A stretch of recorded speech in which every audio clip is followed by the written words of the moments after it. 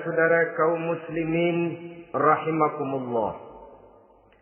Di dalam surah Al-Ankabut ayat 2, Allah Subhanahu wa taala memberikan peringatan, ahasiban nasu ayyutraku ayyaqulu amanna wa hum la yuftanun.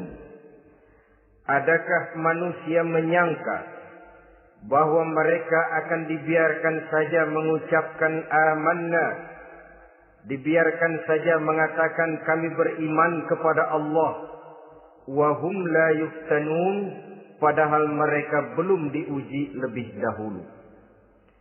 Ini berarti apabila seseorang sudah berani mengatakan amanna, kami beriman kepada Allah, maka hendaklah ia bersiap-siap untuk menghadapi ujian. Setelah ujian datang, barulah akan nampak nyata kadar dan kualitas keimanan yang dimiliki oleh seseorang. Timbul pertanyaan, mengapa orang yang beriman yang justru diuji oleh Allah Subhanahu wa taala? Logikanya tentu ringan saja, bahwa yang mengikuti ulangan di sekolah tentu adalah anak-anak sekolah. Kalau tidak sekolah, tentu saja tidak perlu ikut ulangan. Makin tinggi kelasnya, makin berat soal ulangan yang diberikan kepadanya. Demikianlah dalam kehidupan beragama. Justru yang beriman yang mendapat ujian dari Allah Subhanahu wa taala. Semakin tinggi nilai kualitas keimanannya, akan semakin berat ujian dan cobaan yang diberikan kepadanya. Nabi kita Muhammad sallallahu alaihi wasallam pernah pula memperingatkan. Beliau bersabda, "Inna asyaddal bala'i al-anbiya, thumma al-awliya, thumma al-ulama, thumma al-amsal fal-amsal. Ubtuliyan nasu ala hasabi dinih." Sesungguhnya ujian yang paling berat adalah yang telah diberikan Allah kepada para nabi-nabi. Di bawah itu adalah para aulia, kemudian para ulama, bertahap ke bawah dan ke bawah, diuji setiap orang menurut keteguhan dan kekuatannya berpegang kepada agamanya. Jadi semakin teguh kita berpegang kepada ajaran agama, semakin dekat kita dengan aturan-aturan agama, semakin berat ujian dan cobaan yang datang menimpa kehidupan ini. Maka persoalan inilah yang akan kita bicarakan pada pertemuan kali ini, tentang cobaan-cobaan yang datang menimpa kehidupan kita. Pokok persoalannya adalah surah Al-Baqarah ayat 155. Allah Subhanahu wa taala menjelaskan jenis-jenis ujian yang diberikan kepada kita orang-orang yang beriman. Dalam Al-Baqarah 155 itu Allah Subhanahu wa taala menjelaskan, "Walanabluwannakum bisyai'in minal khawfi wal ju' wa naqsin minal amwali wal anfusi was samarat wa basyyiris sabirin الذين إذا أصابتهم مصيبة قالوا إنا لله وإنا إليه راجعون ولنبلونكم بشيء من الخوف." Dan tentu dan pasti kata Allah, kami akan menguji kamu sekalian, kami akan mencoba kamu sekalian dengan sebagian kecil dari rasa takut, wal ju', rasa lapar, wa naqsim minal amwal wal anfusi was samarat, kekurangan harta, jiwa dan buah-buahan. Ada 5 macam jenis ujian yang dijelaskan di dalam Al-Baqarah 155 ini. Yang pertama, walanabluwannakum bisyai'in minal khawf. Kami uji, kami coba kamu dengan sebagian kecil daripada rasa takut. Setiap manusia terlahir dengan membawa 2 sifat. Yang kontroversi, akan disebut apa seseorang bergantung kepada sifat mana yang lebih menonjol di dalam dirinya. Tiap orang punya rasa berani, tiap orang punya rasa takut. Kalau beraninya lebih besar daripada takutnya, ia dinamakan pemberani. Tapi kalau takutnya yang lebih besar daripada beraninya, ia dinamakan penakut.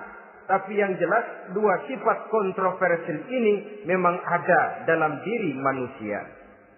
Akan diuji kamu sekalian dengan sebagian kecil daripada rasa takut. Takut yang kadang-kadang tidak beralasan. Yang kaya takut jatuh miskin. Yang punya jabatan takut kehilangan kedudukan dan pengaruhnya. Dan pada akhirnya yang hidup pun menjadi takut mati. Sesuatu yang sungguh tidak beralasan dan menimbulkan kegelisahan di dalam kehidupan.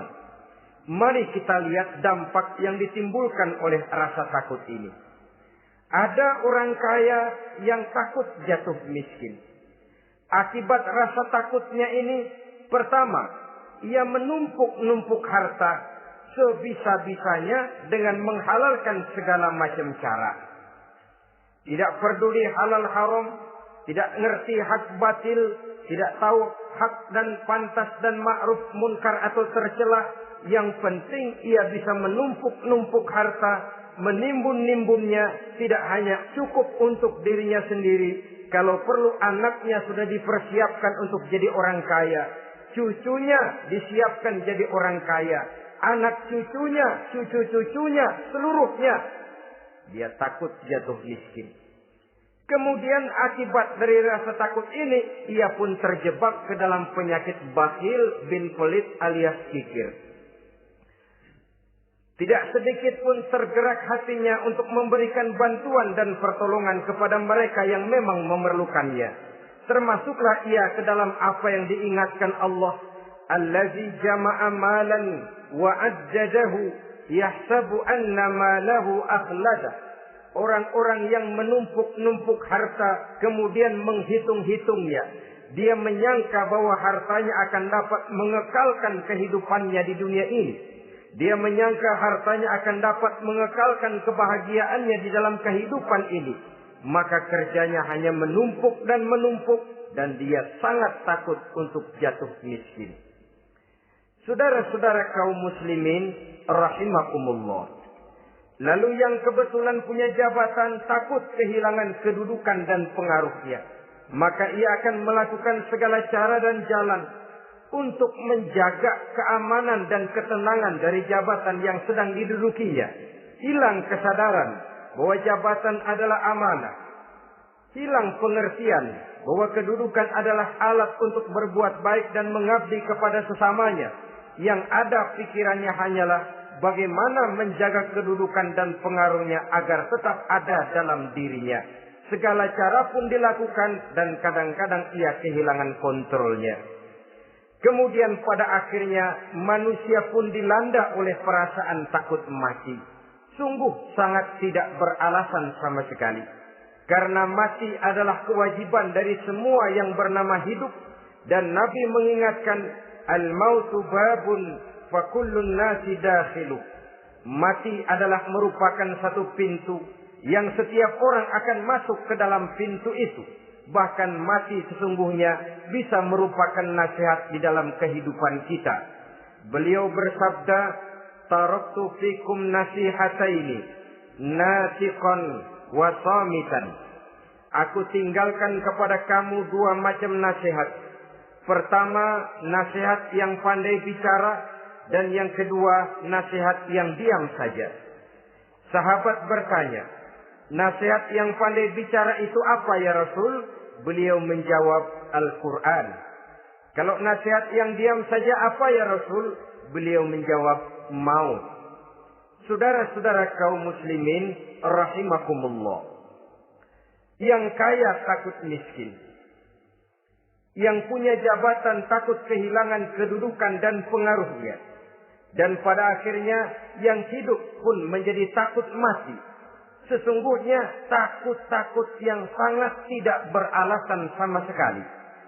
Jika orang kaya takut jatuh miskin, untuk itu kemudian dia menghalalkan segala macam cara untuk menumpuk kekayaan yang tidak akan habis dimakan selama 7 turunan. Kemudian diiringi dengan sifat bakhil, sifat tertutup, sifat berpangku tangan melihat kesulitan dan penderitaan orang lain, maka sesungguhnya dia tidak merasa bahwa harta merupakan titipan dari Allah Subhanahu wa taala, bahwa ia merupakan alat dan bukan merupakan tujuan di dalam kehidupan ini. Takut miskin adalah satu penyakit yang mengakibatkan orang lupa diri dan lupa daratan. Takut kehilangan kedudukan dan pengaruh juga adalah penyakit yang menyebabkan orang menghalalkan segala macam cara untuk menjaga kedudukan dan jabatannya. Dan takut mati juga sebenarnya sesuatu yang tidak beralasan. Sebab siapa yang berani hidup harus berani pula menghadapi mati. Yang takut mati tidak usah hidup saja. Karena mati adalah kewajiban bagi semua orang-orang yang hidup. Oleh karenanya, rasa takut yang tidak beralasan sesungguhnya merupakan ujian untuk menguji nilai-nilai keimanan yang ada di dalam diri kita.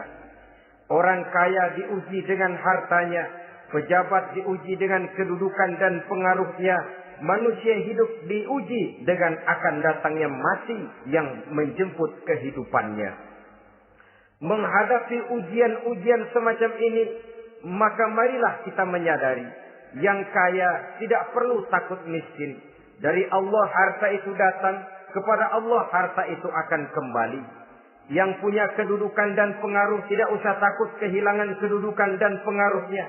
Karena jabatan sesungguhnya merupakan amanah dari Allah Subhanahu wa taala yang harus digunakan dan dianggap sebagai kesempatan untuk berbuat kebajikan sebanyak-banyaknya. Saudara-saudara kaum muslimin rahimakumullah. Ini bagian pertama dari ujian-ujian yang ada dalam Al-Baqarah 155. Wala nabluwannakum bisyai'im minal khauf. Kami akan uji, kami akan coba kamu dengan sebagian kecil daripada rasa takut.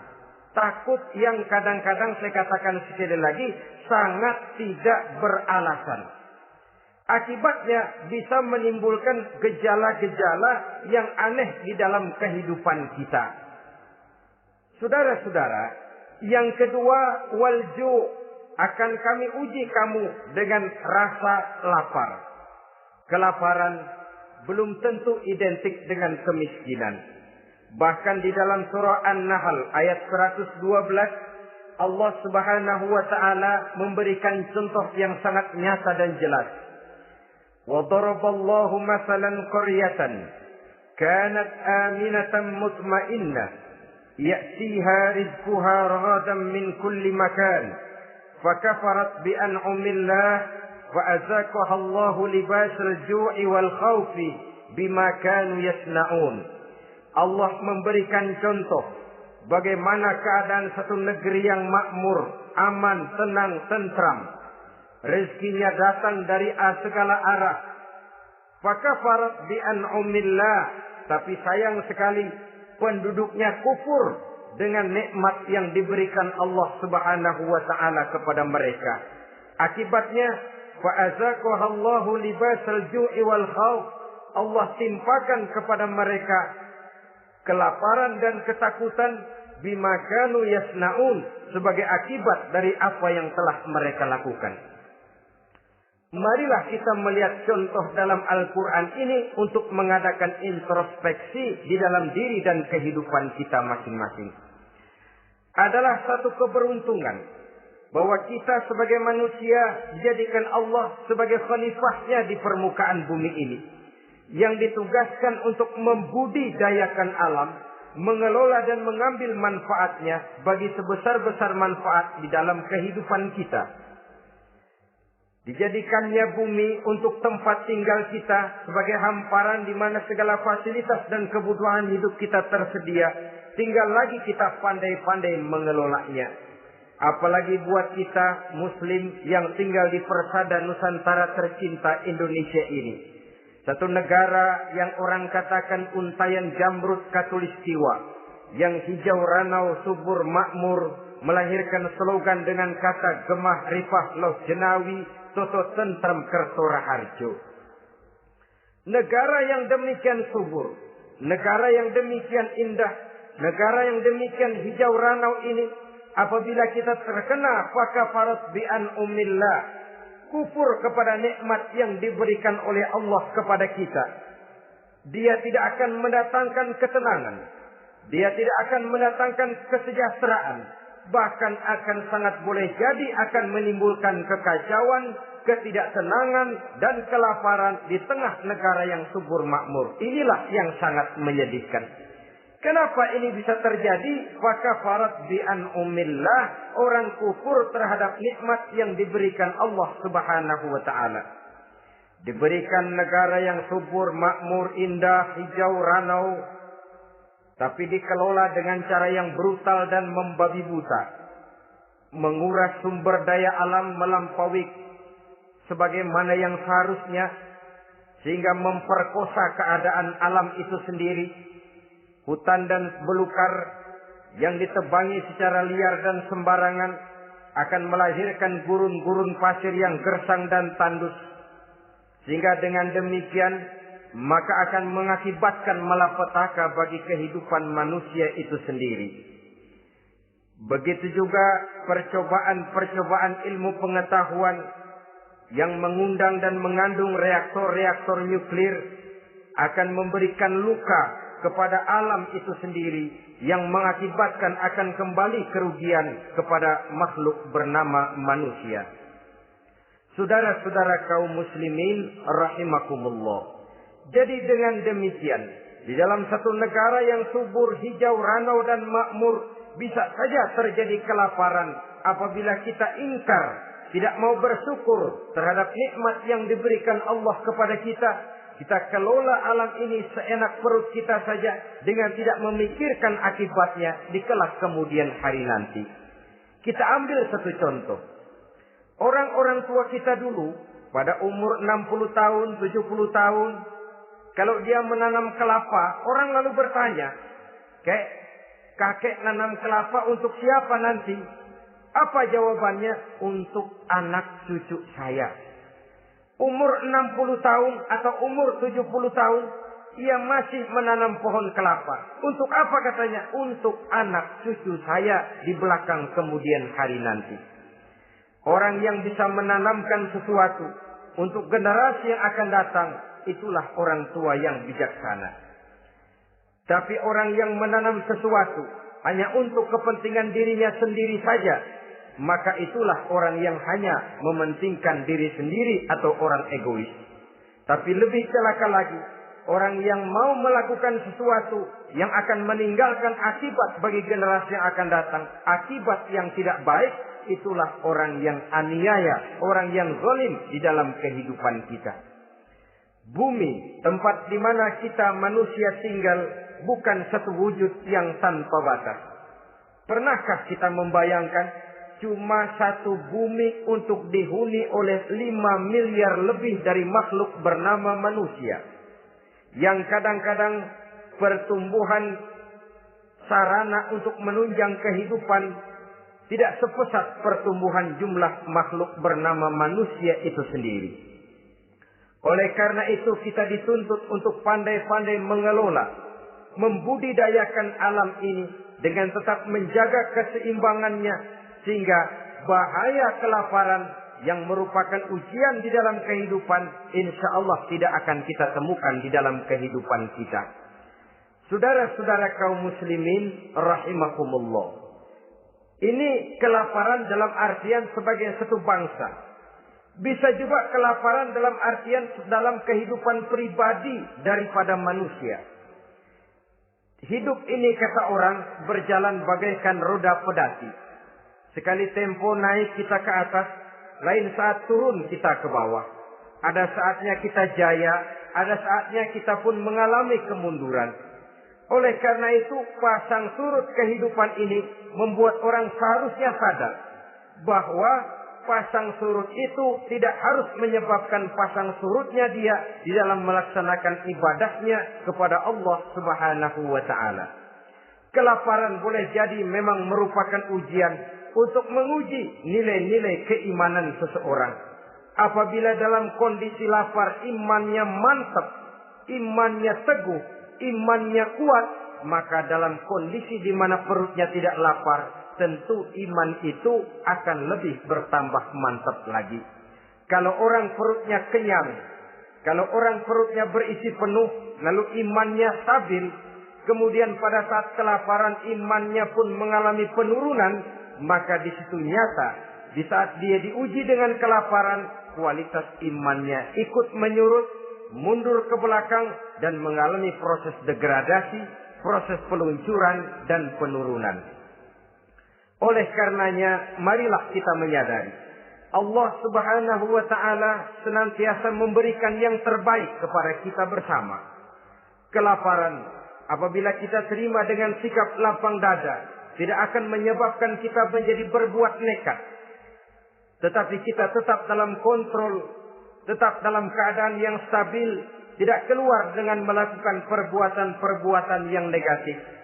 Bagaimanapun kita ingin membela dan mempertahankan kelangsungan hidup, betapa dan bagaimanapun kita ingin menjaga kelangsungan perut, namun kita tetap tidak keluar dari norma-norma dan kaedah-kaedah yang telah ditentukan di dalam kehidupan beragama.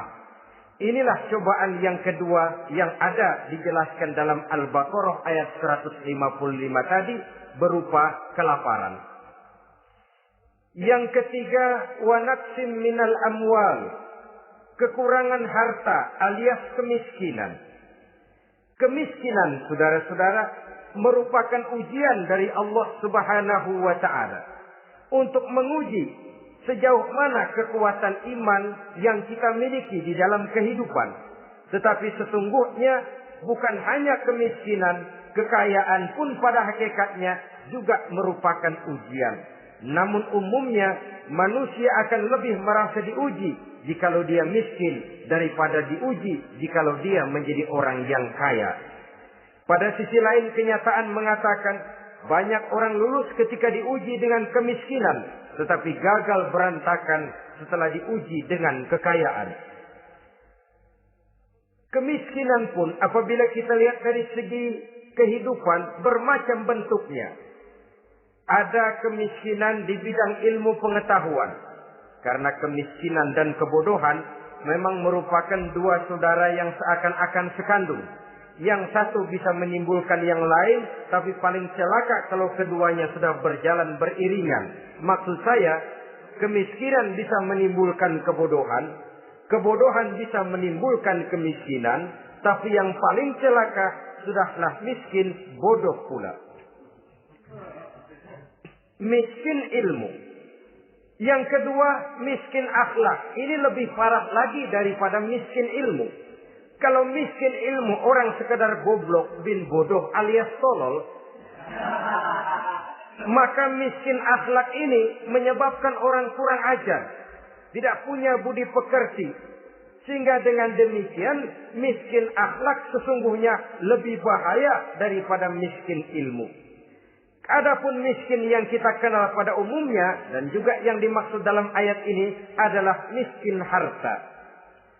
Imam Ali karramallahu wajhah pernah memberikan peringatan. Kadal faqru ayyakuna kufran. Boleh jadi kemiskinan mendekatkan orang kepada kekufuran. Dengan kata lain, biasanya kemiskinan bisa membuat orang nekat.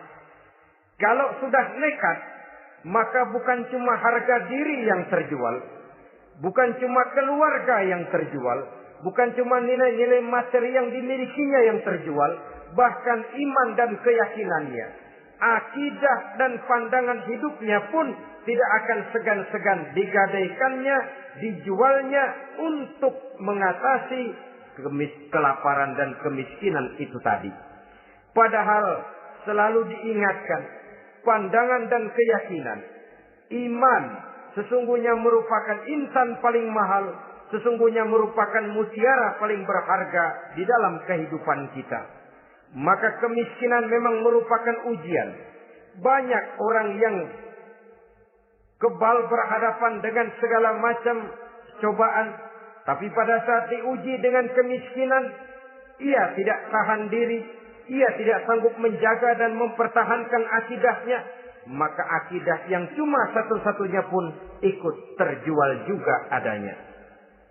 Saudara-saudara kaum muslimin rahimakumullah. Mari kita menelusuri bahwa sesungguhnya Nabi menyatakan, ajaban li amril muslim, inna amrahu kullahu lahu khair. Aneh kata Nabi, aku heran kata Nabi. Urusan orang Islam ini sesungguhnya semuanya baik. Baik bagaimana? Kalau dia kaya, dia bersyukur. Dan itu baik. Kalau dia miskin, dia bersabar. Itu juga baik. Jadi kaya bagi orang Islam baik. Miskin bagi orang Islam juga baik. Kalau dia kaya, dia kan bisa berkata, alhamdulillah saya kaya. Mudah-mudahan harta ini bisa menunjang ibadah saya kepada Allah Subhanahu wa ta'ala. Baik.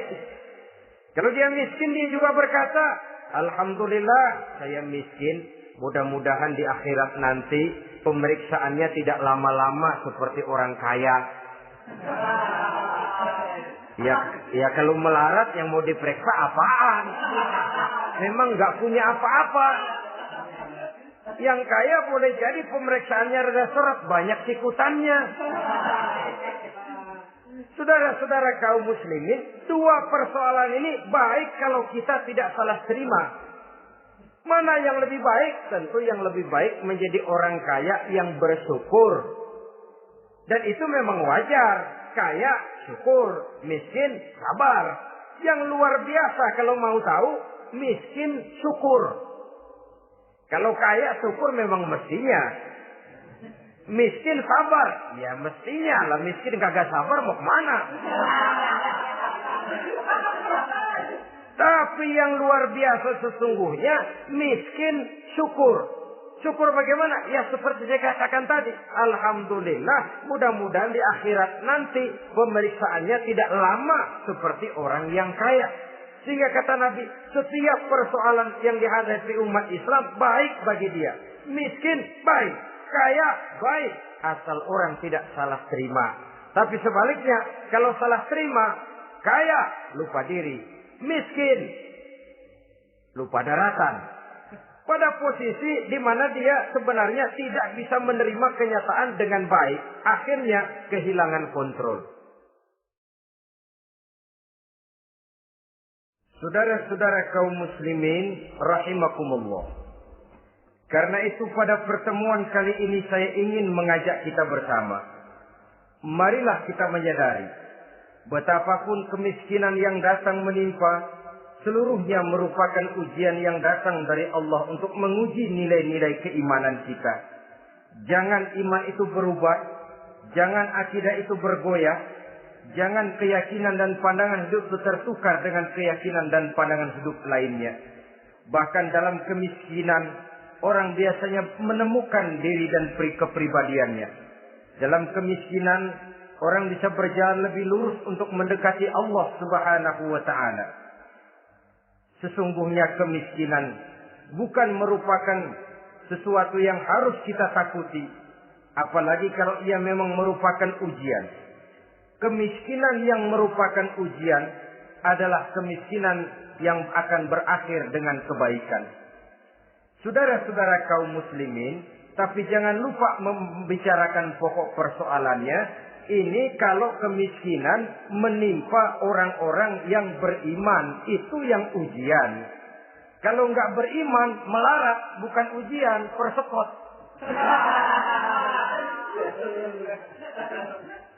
Nah, orang lalu bertanya, Pak, kalau orang kafir kaya bagaimana? Nah, begini saudara-saudara.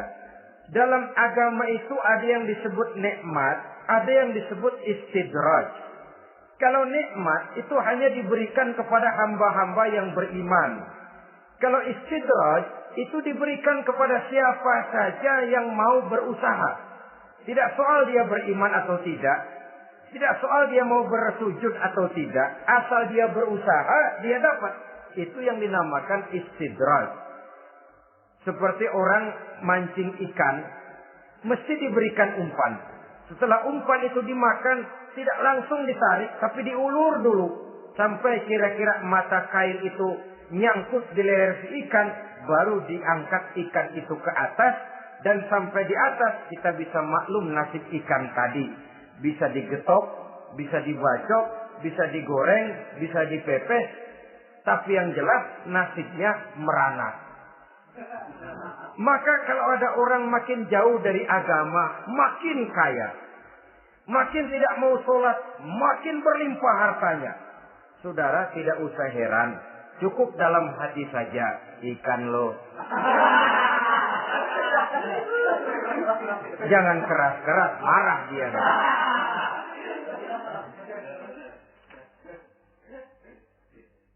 Kemiskinan apabila didasari dengan sikap keimanan merupakan ujian untuk menguji kualitas keimanan seseorang. Bahkan satu hadis menyatakan apabila Allah mencintai seorang hamba, maka diujinya hamba itu karena Allah ingin mendengar liyasma'a tadarru'ahu, ingin mendengar ratapan orang tadi. Sama juga kita, kadang-kadang karena cinta benar kepada anak kita yang mungil, suatu saat kita ingin mendengar dia nangis, kita cubit dia. Bukan karena gemes, bukan karena benci, ingin mendengar nangisnya kok indah begitu. Saudara-saudara kaum muslimin rahimakumullah. Jadi jangan sampai ada pertanyaan, saya kan sembahyang rajin banget, kenapa miskin ya? Apabila sekali lagi didasari dengan sikap keimanan, maka kemiskinan merupakan ujian. Dan tentu anak sekolah itu kalau lagi ujian berat, capek, sakit hati, peras keringat, banting tulang, kepanasan, kehujanan. Kenikmatan baru akan dia rasakan pada saat terima rapot pengumuman kenaikan kelas. Di situ kenikmatannya terasa. Demikian menghadapi ujian, kita cuma mengeluh. Kenapa ada rasa takut? Kenapa kelaparan? Kenapa kemiskinan? Di balik semua itu, apabila kita sudah merasakan naik kelas, akan terasalah kenikmatannya. Itu ujian yang ketiga. Yang keempat yang diceritakan dalam Al-Baqarah 155, wal anfus ay wa naqsim minal anfus, kekurangan jiwa atau kematian. Saudara-saudara, yang hidup takut mati. Padahal semua makhluk hidup harus berani mati. Bagaimanapun takutnya kita kepada mati, bisakah kita menghindarkan diri dari dia? Bagaimanapun kita tidak ingin bertemu malaikat maut, kemana kita akan lari bila dia datang mengetuk pintu? Bagaimanapun kita ingin menghindar dari pertemuan dengannya, kemana kita akan lari apabila dia sudah datang hendak menjemput nyawa? Karena itu memang ada satu prinsip yang dijelaskan oleh para ulama kita, iskariman au mut syahidan. Mati dan hidup dua hal yang tidak terpisahkan. Oleh karenanya, kalau memang hidup, hiduplah secara mulia. Kalau mati, matilah secara syahid. Hidup mulia atau mati syahid.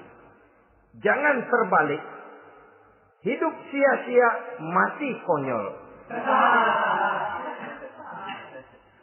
Nilai yang tidak ada artinya. Alangkah nikmatnya hidup yang berisi kemuliaan, dan alangkah indahnya mati dalam nilai syahid. Saya ingin menyegarkan ingatan saudara-saudara kepada sikap Nabi Allah Ismail alaihi salam ketika menghadapi keputusan dari Allah Subhanahu wa taala memerintahkan Nabi Ibrahim alaihi salam untuk menyembelih leher anaknya Ismail, yang ini berarti adalah kematian.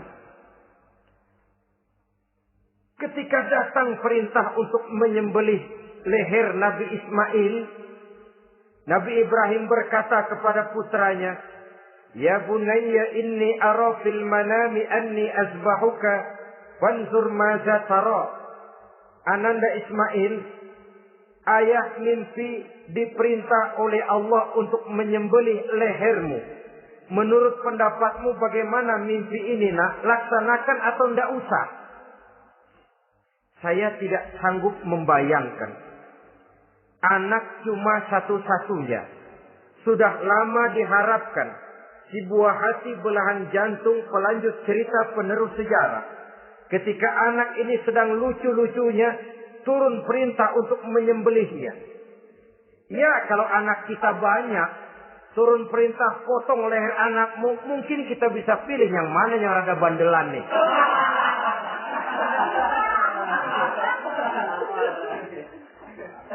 Tapi ini anak cuma satu-satunya. Lucu sudah lama diharapkan. Dan memang itu juga merupakan ujian kepada Nabi Allah Ibrahim. Seolah-olah Allah berkata, "Hai Ibrahim, dahulu sebelum kau punya anak, kau memang cinta kepadaku. Sekarang setelah kau punya anak, masuk rasa cinta anak ke dalam hatimu. Buktikan Ibrahim, mana yang lebih besar? Cintamu kepadaku, kata Allah, atau cintamu kepada anakmu? Sembelih leher anakmu." Ternyata kemudian sejarah menyatakan, Nabi Ibrahim cinta kepada Allah, beliau pun cinta kepada putranya. Tapi cintanya kepada Allah lebih besar daripada cintanya kepada putranya. Sehingga ketika turun perintah penyembelihan, itu pun dilaksanakannya, tapi tetap musyawarah dulu. Yakin itu memang perintah Allah, beliau toh mengajak dialog putranya. Ini yang penting dalam kehidupan kita. Dialog. Nah, bapak mimpi diperintah Allah untuk menyembelih lehermu. Menurut pendapatmu bagaimana nak? Laksanakan atau tidak? Yakin itu perintah Allah. Tapi asas musyawarahnya tidak beliau tinggalkan. Walaupun yakin orang tua berbuat untuk kebaikan anak, alangkah baiknya anak diajak bicara. Sehingga dengan hasil pembicaraan ini nanti kita akan mengerti gejala perkembangan dan kemauan dari jiwa si anak tadi. Saudara-saudara kaum muslimin, apa jawaban Nabi Allah Ismail yang ketika itu masih remaja? Beliau menjawab, "Ya abatif al-ma tu'mar, satajiduni insyaallahu minas sabirin." Bapak, jikalau memang ini memang perintah Allah, laksanakan saja Bapak. Tidak usah ragu. Mudah-mudahan nanti Bapak akan menemukan saya termasuk ke dalam golongan orang-orang yang sabar. Ini pantulan doa Nabi Ibrahim dahulu ya, ketika meminta seorang keturunan yang merupakan anak yang soleh. Jawaban dari anak yang soleh. Kalau memang ini perintah Allah Bapak, laksanakan saja. Saya insya Allah termasuk ke dalam golongan orang-orang yang sabar. Kalau Allah memerintahkan Bapak untuk menyembelih leher saya, silahkan Pak. Saya ikhlas, saya ridho, saya rela untuk memenuhi perintah Allah Subhanahu wa Ta'ala. Ini jawaban anak soleh. Sebab itu sering saya katakan, kalau kita cuma punya anak pintar tidak soleh, mungkin jawabannya nggak begini. Nak, Bapak diperintah motong leher kamu, nak, bagaimana pendapatmu? Mungkin dia jawab, Bapak aja yang tuaan, Pak.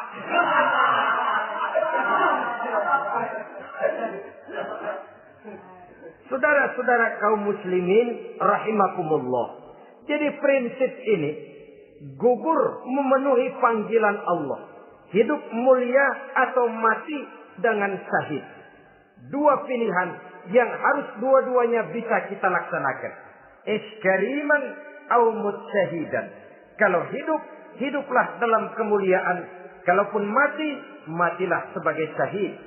Sebagai orang yang dikenang kebaikan dan kebajikannya. Sebagai orang yang dekat dan banyak berbuat untuk kepentingan agamanya. Jangan tidak tercapai kedua-duanya. Hidup tidak punya nilai, mati pun tidak punya arti. Sia-sia semuanya. Kita masih hidup, orang anggap enggak ada.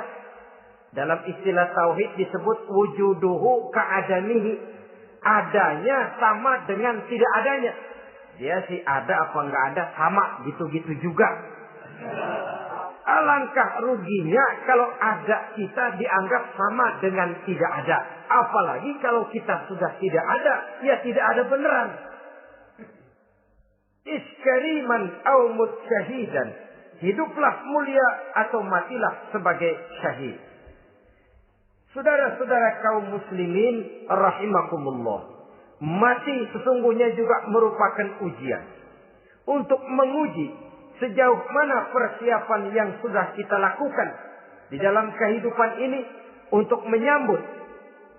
Dan tidak cuma sekedar untuk menyambut, tapi juga untuk mengarungi kehidupan sesudah kematian itu sendiri. Sebab kematian bukan akhir dari segalanya.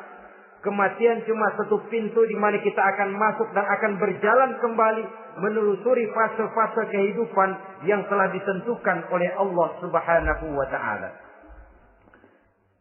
Saudara-saudara kaum muslimin rahimakumullah. Pembicaraan tentang kematian ini pun bisa kita evaluasi. Ada yang takut mati usahanya, ada yang takut mati karirnya, ada yang takut mati rezekinya, ada yang takut mati batinnya, ada yang takut mati jasmaninya, dan lain sebagainya. Seluruh ketakutan kepada kematian itu memang merupakan hal yang wajar. Ada yang takut mati usahanya, ada yang takut mati karirnya, ada yang takut mati rezekinya. Tapi kalau ketakutan itu lalu melahirkan perbuatan-perbuatan negatif yang menimbulkan penyimpangan, itu sudah di luar dari yang seharusnya. Kematian merupakan ujian. Menghadapi segala macam ujian termasuk kematian ini akan kita bicarakan pada bagian penutup nanti. Yang kelima, saudara-saudara, ujian yang dijelaskan dalam Al-Baqarah 155 tadi, wa naqsim minas samarat, kekurangan buah-buahan. Kekurangan buah-buahan bisa berarti paceklik. Ini juga bisa diakibatkan oleh apa yang dijelaskan dalam An-Nahl 112 tadi. Orang kufur kepada nikmat yang diberikan Allah Subhanahu wa taala. Orang jauh dari petunjuk-petunjuk agama, merasa segala persoalan bisa dipecahkan dengan kemampuan otaknya. Hilang rasa ketergantungannya kepada Allah Subhanahu wa taala. Maka usahanya bisa berakhir dengan yang tidak diharapkan. Sudah bikin target, tahun ini kita bakal panen raya besar. Tahu-tahu tikus ngamuk. Habis padi digarap oleh tikus, panen bisa gagal. Bahkan beberapa tahun yang lalu, kita masih ingat bagaimana ulat-ulat menyerbu pohon-pohon jambu. Ribuan batang pohon jambu. Ribuan pohon-pohon jambu itu mati. Lalu jambu-jambu itu tidak bisa lagi dimanfaatkan dalam kehidupan. Tikus yang menyerbu sawah. Ulat yang menyerbu pohon-pohon jambu. Angin topan, puting beliung, gempa bumi. Itu sudah proses-proses di luar kemampuan manusia untuk mendeteksinya. Disinilah manusia harus sadar bahwa setelah ia berusaha dan berusaha sesuai dengan keterikatannya kepada hukum alam, kepada sunnatullah, maka ia harus punya sandaran vertikal kepada Allah Subhanahu wa taala. Agar bila usahanya berhasil, dia tidak lupa diri dan lupa daratan. Dan apabila usahanya kemudian ternyata gagal, dia tidak menjadi putus asa, buruk sangka, sempit hati, sempit pandangan. Cobaan datang dari Allah Subhanahu wa taala berupa kekurangan buah alias paceklik. Saudara-saudara, menghadapi cobaan dan ujian yang saya katakan tadi, 5 macam ini, apa konsepnya? Apa jalan keluarnya? Ayat selanjutnya dalam kalimat tadi menjelaskan, wa basyiris sabirin, menghadapi ujian-ujian dalam hidup, baik rasa takut, kelaparan, kemiskinan, kematian, kekurangan harta, kekurangan buah-buahan. Wa basyiris sabirin, gembirakan orang-orang yang sabar. Menghadapi segala macam ujian tadi, gembirakan orang-orang yang sabar. Siapa orang yang sabar itu? Alladzina iza asabathum musibatun qalu inna lillahi wa inna ilaihi raji'un. Yaitu orang-orang yang apabila menghadapi ujian, ditimpa musibah, mereka berkata, sesungguhnya kami berasal dari Allah dan sesungguhnya kepada Allah pula kami akan kembali. Bukan cuma sekedar ucapannya, tapi penghayatannya kepada filsafat yang terkandung di dalam kalimat itu tadi. Maka jadilah dia semacam lipstick, jadilah dia semacam dekorasi. Apabila kita berjanji dan dalam hati kita sudah ada kemungkinan besar kita tidak akan datang, kita tetap menggunakan kata-kata insya Allah. Padahal yang jelas tidak akan mau datang adalah kita. Kita sandarkan dan kita kembalikan itu kepada Allah. Sesungguhnya kami berasal dari Allah. Sesungguhnya kepada Allah juga kami akan kembali. Bukan cuma sekedar ucapannya, tapi juga penghayatan kepada filsafat yang terkandung di dalamnya.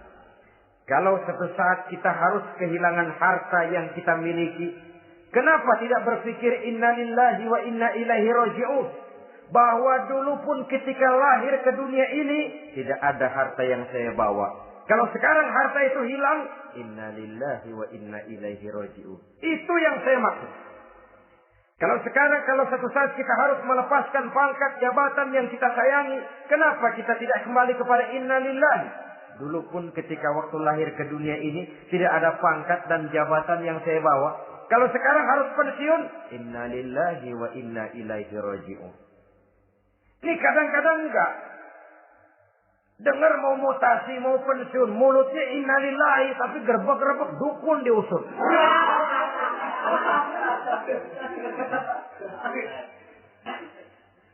Keluarganya meninggal, mulutnya innalillahi, tapi nangisnya tetap nggak mau berhenti. Bukan cuma sekedar ucapannya, tetapi penghayatan kepada nilai dan filsafat yang terkandung di dalam kalimat innalillahi itu.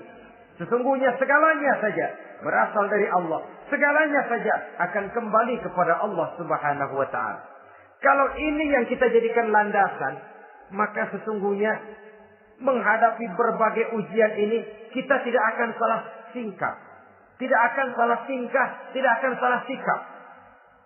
Kalau sudah ini dasar dan fondasi yang menjadi landasan tempat di mana seluruh cobaan datang bertumpu, segalanya datang dari Allah, segalanya akan kembali kepada Allah, maka betapapun bertumpu ujian datang menimpa, rasanya tidak akan lagi membuat kita goyah. Karena fondasi tempat kita berdiri sudah demikian kokoh dan kuatnya. Dan fondasi itu inna lillahi wa inna ilaihi raji'un. Segalanya datang dari Allah. Segalanya akan kembali kepada Allah Subhanahu wa ta'ala. Keyakinan ini memberikan kelapangan jiwa. Dari kelapangan jiwa maka akan tertuang ketenangan dan ketentraman. Jauh dari stres, jauh dari darah tinggi, jauh dari bingung, jauh dari rasa takut, segalanya sudah kita kembalikan kepada Allah Subhanahu wa ta'ala. Saudara-saudara kaum muslimin rahimakumullah. Oleh karenanya, ini jalan keluar dan inilah orang yang sabar. Yaitu orang yang mengembalikan segala persoalan bahwa segalanya datang dari Allah, segalanya akan kembali kepada Allah. Bukan sabar dalam pengertian kita sehari-hari. Sabar, maaf ya, dalam pengertian kita sehari-hari biasanya orang yang sabar yang gak banyak tingkah. Diam, gak salah apa-apa, kepala dikelepak. Diam aja. Ente nggak salah apa-apa dikelepak diem ya. Gue lagi sabar, diem loh.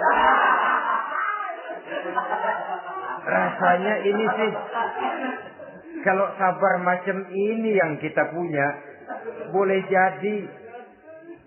jadi kita akan tertindas terus. Sebab itu pada penghujung surah Al-Asr, Allah menggandengkan antara tawasau bil haq dengan tawasau bis sabr. Kebenaran dan kesabaran, dua hal yang memang tidak boleh terpisahkan satu dengan yang lain. Kalau kita benar, kita harus sabar. Kalau kita mau sabar, harus karena benar. Apabila kebenaran satu prinsip, maka kesabaran adalah satu strategi. Prinsip yang tanpa strategi bisa membuat kita tidak akan mencapai tujuan yang kita harapkan.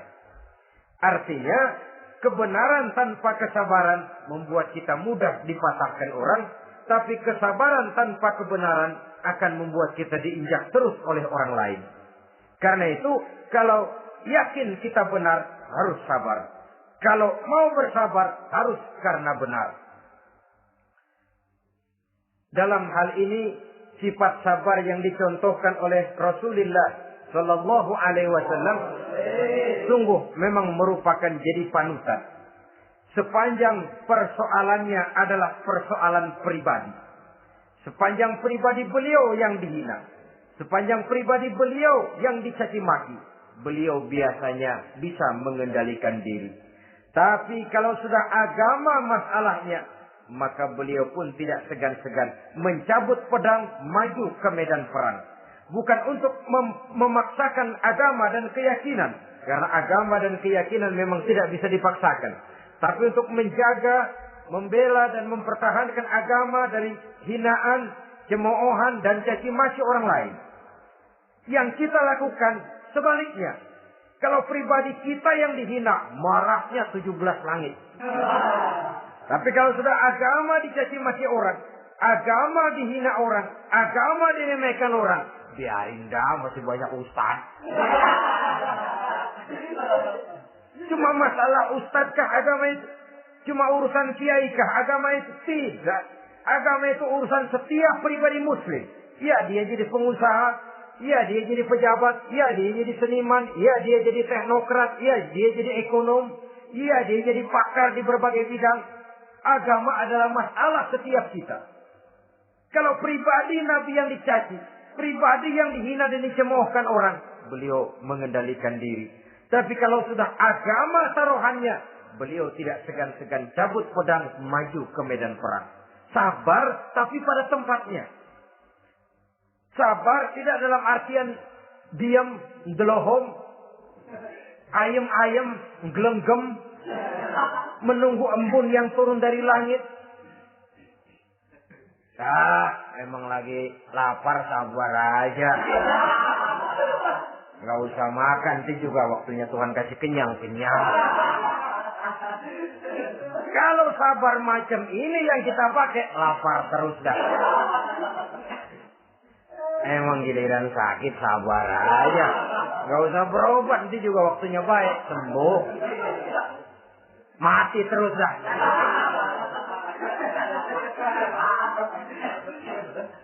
Ya, perkara ada orang sakit tidak berobat sembuh, itu hak Allah. Tapi tidak boleh kita jadikan sandaran, apalagi kalau makom kita dengan Allah masih sedemikian jauhnya. Itu hanya ucapan dari orang-orang yang makom dia dengan Allah itu sudah tidak ada jarak. Permohonannya dipenuhi, kehendaknya dituruti, sebab dia dengan Allah sudah sedemikian dekatnya. Kalau kita masalahnya, yang antara kita dengan Allah ini dilapisi oleh dosa dan kesalahan yang kita kerjakan sendiri, rasanya kita masih harus banyak berbuat sesuai dengan keterikatan kita kepada sunnatullah itu. Orang yang sabar adalah orang yang sadar kepada hakikat dan filsafat yang terkandung di dalam kalimat inna lillah wa inna ilaihi raji'un. Segalanya datang dari Allah, segalanya pun akan kembali kepada Allah. Harta yang hilang tidak membuat kita gundah. Pangkat yang harus kita tanggalkan tidak membuat kita kecil hati dan tidak akan meninggalkan medan pengabdian. Kenapa? Kita cuma menganggap itu satu titipan. Lain kalau kita anggap itu punya kita. Jabatan punya kita. Nah, itu yang kita suka uangkeng. Saudara-saudara kaum muslimin, kesimpulannya, banyak cobaan-cobaan dalam hidup. Yang dibicarakan dalam Al-Baqarah 155 ini, sebagian kecil dari rasa takut, kelaparan, kemiskinan, kematian, dan kekurangan buah-buahan. Menghadapi segala macam ujian tadi, kembalilah kita kepada dasar inna lillahi wa inna ilaihi raji'un. Segalanya datang dari Allah, segalanya pun akan kembali kepada Allah.